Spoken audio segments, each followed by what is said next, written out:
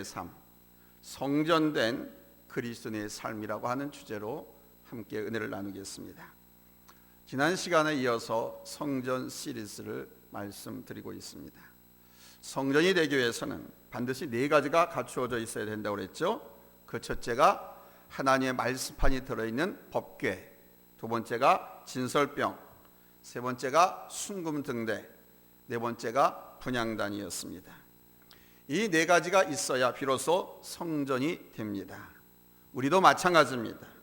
너희 몸은 너희가 하나님께로 받은 바 너희 가운데 계신 성령의 전인 줄 알지 못하느냐 말씀하셨습니다. 즉 우리의 몸에는 성령께서 임재하시기에 거룩한 성전이 된다는 뜻입니다. 그럼 내 몸에 성전이 거하는 줄 어떻게 아느냐? 여러분들이 하나님의 말씀을 듣고 이해가 되었으면 성령이 거하시는 겁니다. 또 주신 말씀에 여러분이 아멘하면 성령이 거하시는 겁니다. 예수님을 주님으로 영접하고 예수님이 구세주인 것을 믿어지면 여러분 성령님이 여러분을 성전 삼고 계신 겁니다. 성령님이 아니면 믿어지지도 않고 성령님이 아니면 아멘도 하지 못하게 합니다. 그래서 우리가 아멘할 수 있다고 하는 것, 주신 설교의 말씀들이, 하나님 말씀들이 이해가 되어지고 수용이 되어지고 아멘하면 하나님의 성령께서 내 안에서 이해하게 하시고 아멘하게 하시고 순종하게 하시는구나 라고 여러분 믿으시면 100점입니다. 우리 몸에는 성령께서 임재하시기 때문에 우리가 뭐가 된다? 거룩한 성전이 되는 것입니다. 때문에 우리가 하나님의 성전을 우리 안에 법궤 곧 하나님의 말씀을 채우고 이제 두 번째로는 진설병을 갖추어야 합니다. 오늘은 그 두 번째 시간으로서 성전 안에 있는 진설병을 통해서 성전에 대해서 주시는 하나님의 음성을 듣고자 합니다. 성전 안에 오른쪽에는 떡상이 놓여 있습니다. 떡을 진설해 놨다, 떡을 차려 놨다 해서 진설병이라고 하는 거예요. 이 단위에는 항상 6덩이씩 두 줄로 12덩이의 떡이 놓여 있었습니다. 이 진설병은 하나님께 바쳐지는 떡입니다. 하나님 목전에 바쳐지는 떡이기 때문에 얼굴의 떡이라고 불리기도 했습니다. 이것은 곧 이스라엘 백성들을 하나님께 바치는 것을 의미합니다. 12덩이의 떡은 12지파를 상징합니다. 이 12지파는 야곱이 장가들어서 12아들을 낳았는데 그 12아들이 장가가서 일가를 형성한 거예요. 하나들이 한 지파가 됩니다. 이 지파 전체가 이스라엘 민족이 되는 거예요.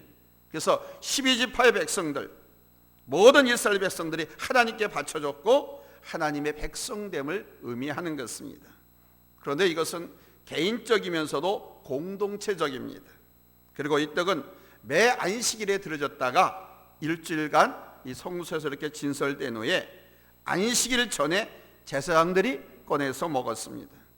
본문 8절과 9절에서 말씀합니다. 우리 한번 확인하겠습니다. 찾았으면 아멘합니다. 합독합니다. 시작. 항상 매 안식일에 이 떡을 여호와 앞에 진설할지니 이 떡은 아론과 그 자손에게 돌리고 그들은 그것을 거룩한 곳에서 먹을지니 아멘.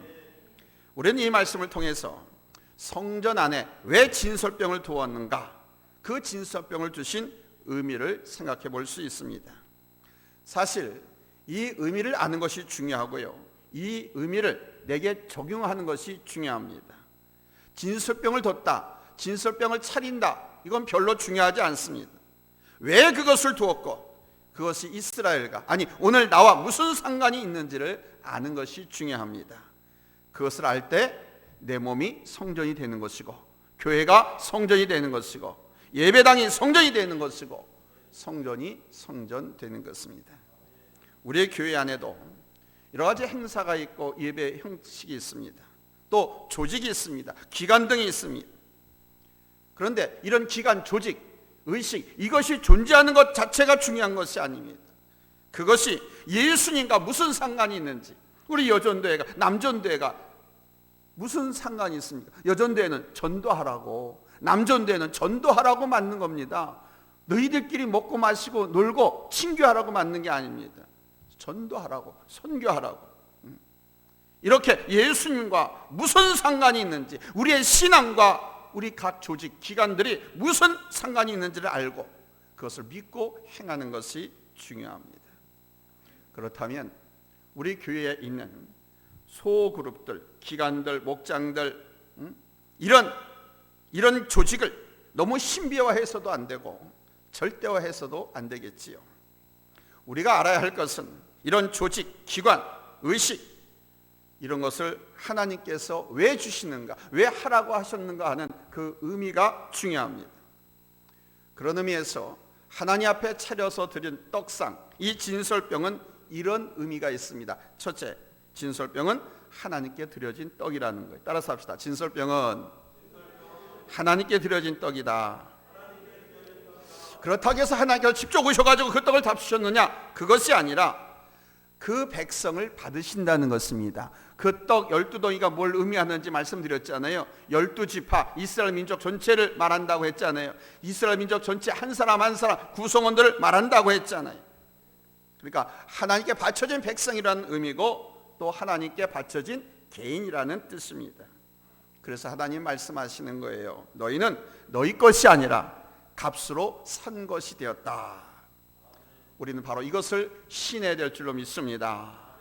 하나님께서 우리를 얼마를 치르고 사셨느냐? 예수 그리스도 제2의 성자 하나님을 십자가에 죽임으로써 그 몸값으로 우리를 사셨습니다. 그런데 이 진설병은 하나님께 드려졌지만 먹기는 누가 먹었어요? 제사장들이 먹었습니다. 이것은 제사장들을 하나님과 동일시한 것입니다. 하나님의 사자로서 인정한 것이죠. 구약시대에는 제사장과 하나님을 동일시했습니다. 물론 똑같다는 의미가 아닙니다. 제사하는 자로, 누구에게? 하나님께 제사하는 자로, 또 하나님의 말씀을 전하는 자로서 그 권위를 인정했다는 뜻입니다. 때문에 하나님께서 그 떡을 제사장들에게 돌리신 것입니다. 당신에게 바쳐진 것인데, 당신의 떡인데 제사장들에게 주었다는 것입니다. 그래서 옛날부터 주의 종을 대접하는 것은 하나님을 대접하는 것으로 아주 귀하게 여겼습니다. 그리고 그렇게 제사장을, 주의 종을 잘 대접하는 가정, 사람들을 하나님께서는 복을 주셨습니다. 이 의식이 옛날부터 우리 가운데 있어 왔습니다. 자, 그런데 이 진설병의 의미가 단지 제사장들이 먹었다라고만 그치면 곤란하게 됩니다. 우리는 하나님께 바쳐진 그 떡의 의미를 찾아야 합니다. 바쳐졌다면 단지 놓여진 것으로 끝난 것이 아니죠. 나를 하나님께 드렸다면 여러분 헌신될 삶이 있어야 할 줄로 믿습니다. 헌신될 삶, 그것이 헌신인 것입니다. 말로만 하나님께 헌신, 말로만 특송이나 하고 하나님께 헌신 예배 드렸다고 해서 헌신이 다 된 것이냐, 헌신 예배가 끝난 것이냐? 아니라는 것입니다. 중요한 것은 뭐냐? 헌신의 삶을 드리라는 것입니다. 말로만 사랑하면 그만입니까? 웃기는 얘기지만 나는 당신 것입니다 이렇게 말하면 끝나는 겁니까? 나는 당신 것입니다 라고 한다고 하면 그 말과 함께 마음과 행동도 뒤따라야 하지 않겠습니까? 내가 하나님께 바쳐진 사람이라고, 내가 하나님의 자녀가 맞습니다라고 고백한다고 하면 고린도전서 13장 4절로 7절 말씀처럼 돼야 하지 않겠습니까? 자, 우리 한번 찾겠습니다. 고린도전서 13장 4절로 7절 찾으면 아멘 합니다. 합독합니다. 시작. 사랑은 오래 참고 사랑은 온유하며 투기한 자가 되지 아니하며 사랑은 자랑하지 아니하며 교만하지 아니하며 무례히 행치 아니하며 자기의 유익을 굳지 아니하며 성내지 아니하며 악한 것을 생각지 아니하며 불의를 기뻐하지 아니하며 진리와 함께 기뻐하고 모든 것을 참으며 모든 것을 믿으며 모든 것을 바라며 모든 것을 견디느니라. 아멘. 이것이 하나님께 바쳐진 성도입니다. 이것이 교회입니다. 이것이 사랑입니다. 자, 그런 의미에서 한 번 더 우리 본문을 읽겠습니다. 사랑은을 자기 이름을 넣어서, 사랑은 대신에 자기 이름을 넣어서 읽습니다. 시작. 용수는 오래 참고 용수는 온유하며 투기한 자가 되지 아니하며 용수는 자랑하지 아니하며 교만하지 아니하며 무례에 행치 아니하며 자기의 유익을 굳지 아니하며 성내지 아니하며 악한 것을 생각지 아니하며 불의를 기뻐하지 아니하며 진리와 함께 기뻐하고 모든 것을 참으며 모든 것을 믿으며 모든 것을 바라며 모든 것을 견디느니라. 아멘. 할렐루야.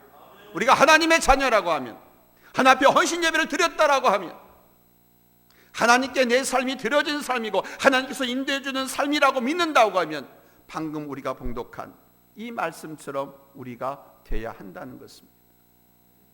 마찬가지입니다. 나는 하나님께 드려졌습니다 한다고 하면 그 행위, 즉 하나님께 드려진 성도로서의 삶을 살아야 한다는 겁니다. 그 의미를 우리 예수님께서 잘 말씀해 주고 있습니다. 마태복음 12장에 보면 예수님께서 제자들과 함께 안식일에 밀밭 사이를 지나가다 제자들이 배가 고파가지고 미리삭을 떼가지고 비벼서 그 다음에 그걸 까먹었어요. 이것은 어머니 안식일 규례, 율법, 안식일에 노동을 하지 말라고 하는 타작행위를 한 것입니다. 이것 때문에 저들이 예수님과 예수님의 제자들을 맹비난했습니다. 이때 예수님께서 다윗이 사울 왕에게 쫓길 때 성전에 있는 진설병 먹은 것을 이로 들어서 말씀하셨습니다. 다윗이 사울 왕에게 쫓길 때 노비라는 곳에 가게 되었습니다.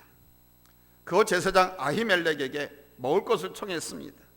도망다니다 보니까 끼니를 못 챙겨 먹었어요. 너무 허기졌습니다. 그런데 그 성전에는 먹을 것이라고는 진설병밖에 없었습니다. 그때 이 아히멜렉 제사장이 제사장들이나 먹는 그 떡을 다윗에게 줬습니다. 다윗은 그것을 먹고 힘을 얻었어요. 바로 주님께서 그때 일을 예로 드셨습니다. 사실 그 떡은 누가 먹는 떡이라고요? 제사장들이 먹는 거룩한 떡입니다. 그런데 제사장들이 먹기 이전에 그 떡은 이미 누구께 바쳐진 떡입니까? 하나님께 바쳐진 떡입니다. 그러니까 누구 떡입니까? 하나님 떡이죠. 때문에 그 의미는 하나님께 하는 것이 무엇이냐라는 것입니다. 물론 제사장들이 먹어야 합니다. 그러나 그 떡을 꼭 필요로 하는 사람이 있다면 그들에게도 그 떡을 나눌 수 있다는 것입니다. 예수께서 말씀하셨습니다. 마태복음 12장 7절에서 나는 자비를 원하고 제사를 원치 아니하노라 하신 뜻을 너희가 알았더라면 무죄한 자를 죄로 정치 아니하였으리라. 예배드릴 때 이런 형식, 의식 대단히 중요합니다. 그러나 그 예배에, 그 의식에, 그 행사에 사랑, 자비, 궁일이 빠진 것이라고 하면 의미가 없다는 겁니다. 하나님의 근본 정신이 빠진, 우리 하나님의 근본 정신은 사랑이고 용납입니다. 이것이 빠진 의식과 형식은 큰 의미가 없다는 것을 말씀하고 있는 것입니다. 두 번째로 진설병은 넉넉한 이웃 사랑을 의미합니다. 따라서 합시다. 진설병은 넉넉한 이웃 사랑을 의미한다. 그러니까 하나님께 드린 이 진설병, 그것이 무엇인가를 우리가 생각해 봐야 되는 거예요. 우리 자신을 하나님께 드리는 것과 또 우리가 그 무엇을 하나님께 드린다라고 하는 것은 하나님을 사랑하는 사람의 행위고 믿음이죠. 그렇다면 그것은 이웃 사랑으로 나타나야 한다는 것입니다. 우리가 주님을 대접하는 것이 무엇입니까? 주님께 온전히 드리는 거죠. 그러면서 또한 주의 종을 대접하는 것입니다. 그런데 이것이 다가 아니라는 것입니다. 거기서 끝나는 것이 아니라는 것입니다. 이웃을 대접해야 한다는 것입니다. 구약시대에는 10의 2조를 드렸었습니다. 아시는지 모르겠어요. 지금 우리는 10의 1조를 드립니다만, 그래서 지금 의미가 있고 뜻을 아는 성도들 가운데는 10의 2조, 10의 3조, 10의 5조도 드립니다. 10의 1조만 드리지 않습니다. 근데 구약시대에는 10의 2조를 드렸어요. 추수가 끝나면 10의 2조를 드렸는데 왜 10의 2조를 드렸냐? 그 중에 10의 1조 하나는 제사장들과 성전을 위해서 사용하라고 10의 1조를 드렸고, 또 10의 1조 하나는 가난한 사람들을 위해서 사용하라고 10의 1조를 드렸습니다. 즉 구제를 위해서. 그러니까 가난한 사람들, 이웃을 위해서 사용하는 것도 누구에게 드려진 겁니까? 하나님께 드려진 것이죠. 아멘. 10의 2조를 드리면 그 중에 하나를 가지고는 가난한 이웃을 구제하는 데 쓰고, 또 하나는 성전과 제사장을 위해서 사용하라고. 근데 이 10의 2조는 누구에게 맞춰진 것이라고요? 하나님께. 마찬가지입니다. 진설병을 드린다고 하는 것은 하나님께 드림이고 주님을 위한 대접인데, 그 대접은 주의 종들을 섬기는 것뿐만 아니라 이웃을 대접하고 이웃을 섬기는 행위라는 것입니다. 주님께서 말씀하셨죠. 너희가 여기 내 형제 중에 지극히 작은 자 하나에게 한 것이 곧 내게 한 것이니라. 사랑하는 여러분, 그렇다면 이 진설병을 내 마음에 구비한다라고 하는 것은 많은 사람들을 내 마음속에 수용할 수 있는 공간을 가출한 의미가 되는 것입니다. 성전 안에 5대 되는 떡 12개를 구비하듯이 성전된 내 인격 안에 그만큼 많은 사람을 수용하고 용납할 수 있는 공간을 가지라는 것입니다. 타인을 위해서 넉넉한 마음을 구비해야 한다는 것입니다. 우리가 새성 건축을 앞두고 있습니다만, 우리가 새 성전에 하나님께 택하신 많은 양들로 채우려고 하면 이미 성전된 예수 믿고 하나님의 자녀가 된 우리들이 그 많은 여러 가지 각양각색의 별의별 사람들, 그 사람들을 다 맞이할 수 있는, 수용할 수 있는 넉넉한 그 사랑, 그 마음을 구비하라는 것입니다. 이게 진설병의 의미예요. 오늘 본문 5절에 보면 이 진설병 만들 때 크기를 말씀하고 있지요. 너는 고운 가루를 취하여 떡 12를 굽되 매 덩이를 에바 10분위로 하여 그랬습니다. 떡 한 덩이의 크기가 10분의 2라고 합니다. 에바는 고치의 부피를 나타내는 단위인데 1 에바는 약 21리터에 해당합니다. 이 10분의 2 에바는 그래서 약 4.4리터가 되는 겁니다. 우리나라 사람들이 쓰는 단위로는 약 5대 정도가 됩니다. 그러니까 12덩이의 떡을 놓는데 한 덩이의 떡 무게가 5대 정도예요. 5대. 그렇다면 12덩이의 떡은 60대로 6마일 정도의 떡이 차려진다, 이렇게 생각하시면 됩니다. 그러니까 성전 안에 항상 12덩이의 떡 6마일 정도의 떡이 차려져 있었다라고 하는 것을 생각해야 됩니다. 그러니까 항상 교회 안에 성도들은 6마일 정도의 떡덩이가 되어야 한다는 거예요. 수용성이 그렇게 많아야 된다는 겁니다. 아멘? 아멘? 할렐루야. 이 떡덩이만큼 12덩이라고 그랬어요. 6마일 정도. 우리가 보통 교회 행사 때 한 2마일 정도 떡을 써가지고 나눠 먹지 않아요? 2마일 정도. 우리 교회에서 그렇습니다. 그러니까 6마일 정도가 있었다라고 생각해 보십시오. 매 주일마다. 그 정도로 우리 성도들은 넉넉하고 아름다운 넓은 마음이 있어야 한다는 거예요. 이 넓은 마음이, 넉넉한 마음이 갖춰져야 하나님께서 당신의 양떼들을 이곳에 보내주시는 거예요. 그렇지 않으면 이곳에 보내 다 굶어 죽게요. 이곳에 다 상처받고 찢겨서 다 도망가게. 그래서 하나님은 안 보내주시는 거예요. 이 진설병이 갖춰진 성도가 되고 교회가 돼야 하나님의 택한 백성들을 보내주시는 거예요. 놀라운 말씀입니다. 이것이 준비되지 않으면 우리에게 보내준 성도를 정죄하고 판단하고 서로 분리하는 상처 주는 삶을 살 수밖에 없습니다. 교회 안에 분파 파당을 짓고 개인주의와 이기주의 신앙 가운데 빠질 수밖에 없습니다. 교회는 여러 형태의 사람들이 모인 곳입니다. 각각 개인의 은사가 다 다릅니다. 그리스도의 몸을 이뤄가는데 각각 다른 은사를 주셔서 몸의 지체 역할을 하게 하시기 때문에 은사가 다 다르죠. 믿음의 정도도 다릅니다. 살아온 삶의 배경, 인간적인 배경도 다릅니다. 때문에 이 진설병, 이 수용성이 없으면 그리스도의 몸을 온전히 이뤄갈 수가 없습니다. 세상 사람들은 자기들 마음에 드는 사람끼리 모이고 움직이면 됩니다. 수영도 마음에 드는 사람끼리 같이 다니고, 골프도 마음에 드는 사람끼리 치러 다니고, 등산도 마음에 드는 사람끼리 등산 갑니다. 운동, 노는 것, 쇼핑도 마음에 드는 사람 불러서 같이 갑니다. 그러나 교회는 아닙니다. 높고 낮은 자리의 사람, 부자와 가난한 사람, 배운 사람과 배우지 못한 사람, 잘난 사람, 못난 사람, 남성과 여성 다 그리스도 안에서 동일할 뿐인데, 이런 모든 사람들이 하나님께서 우리에게 보내주시는 떡들입니다. 이것을 인정하고 수용하는 것이 교회입니다. 그리고 사람이 완전하지 못해요. 때로는 실수를 할 수도 있습니다. 고의적으로 행한 범죄는 용납할 수 없지만 우리가 살다 보면 본의 아니게 실수할 수도 있지요.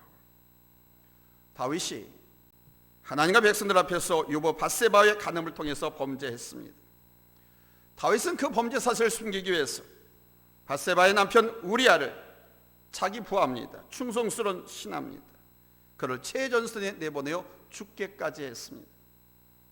하나님은 그런 다윗을 나단 선지자를 보내셔서 꾸짖었습니다. 다윗은 지혜로워서 즉시 하나님의 말씀을 듣고 회개합니다. 철저하게 회개합니다. 그렇게 철저하게 회개한 다윗을 하나님은 용납하셨습니다.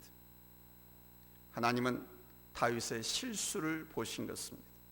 그가 악하기 때문에, 그가 하나님을 떠나고 버렸기 때문이 아니라 잠시 영적인 어둠 가운데 빠짐으로 인한 실수로 보신 것입니다.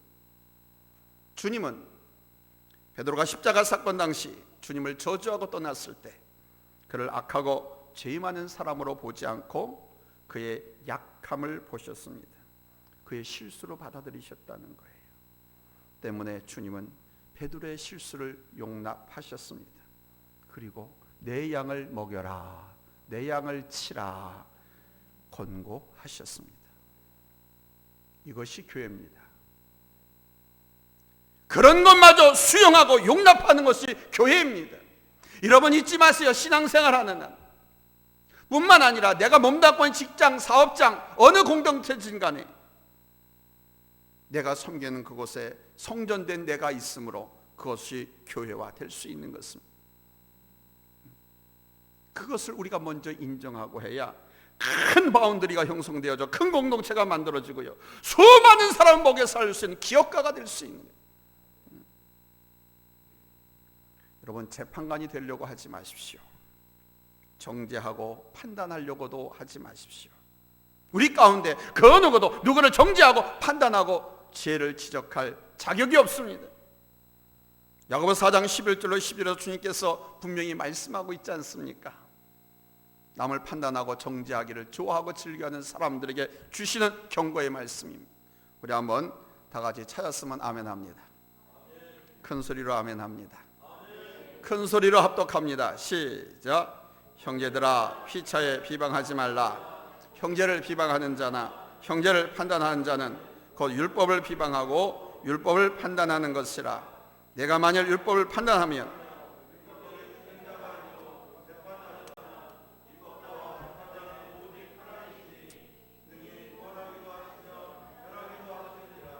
너는 누구간데 이웃을 판단하느냐 이놈아.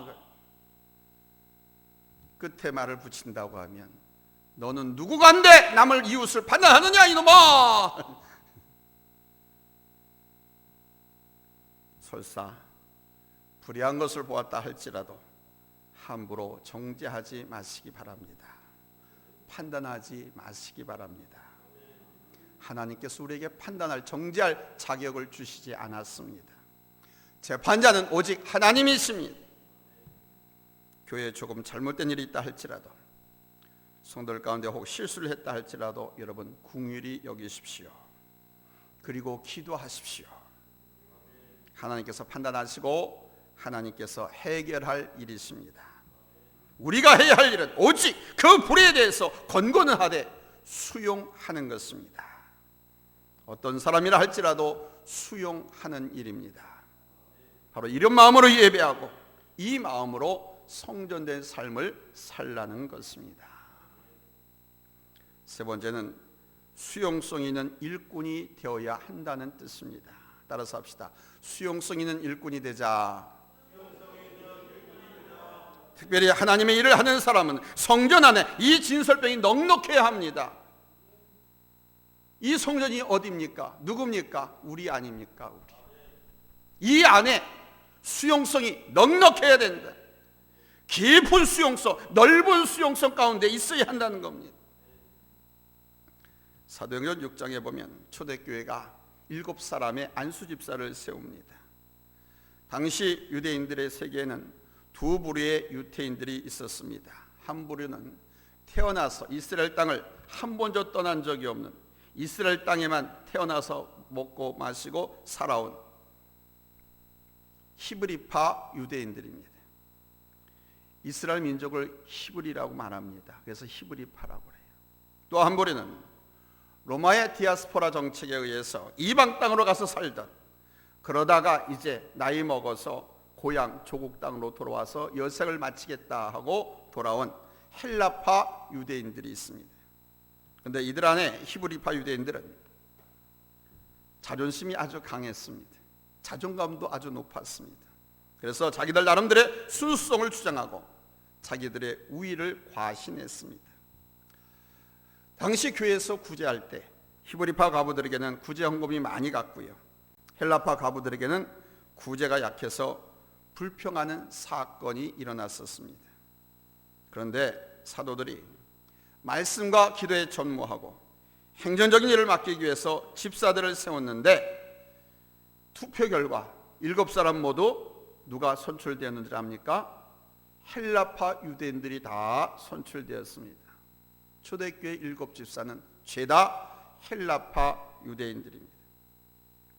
히브리파 유대인들이 교회 안에 수적으로 압도적으로 많았음에도 불구하고 그들 가운데선 단 한 사람도 선출되지 않고 죄다 헬라파 유대인들이 선출되었습니다.